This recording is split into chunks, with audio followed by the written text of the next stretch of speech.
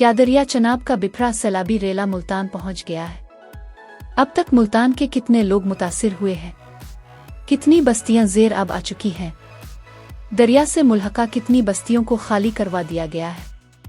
अब सब कुछ न्यूज़.tv में जान सकेंगे।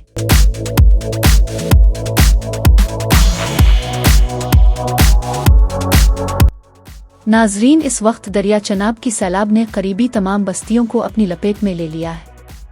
जो गुजरने वाले रास्ते थे, जहां रिहायशी इलाके थे, सब जगह पर पानी आ चुका है। यहाँ के मकामी लोग अपने घर बार छोड़ने पर मजबूर हो गए हैं। यहाँ की इंतजामिया और हुकूमत ने तमाम बस्तियों को खाली करवा दिया है।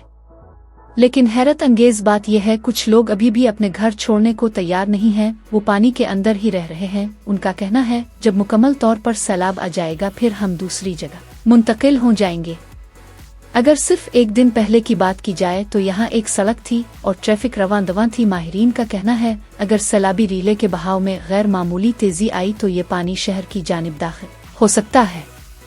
मुल्तान की इंतजामिया शहर को बचाने के लिए भरपूर कोशिश कर रही है। इस हवाले से मुल्तान के मुख्तलिफ इलाकों से बंद तोड़े गए हैं, क्योंकि इंडिया की जानिब से ऐलान के बाद मजीद 7 लाख क्यूसिक पानी छोड़ा जाएगा, यानी मजीद सैलाबी रीले के गुजरने के इम्कानात बढ़ चुके हैं।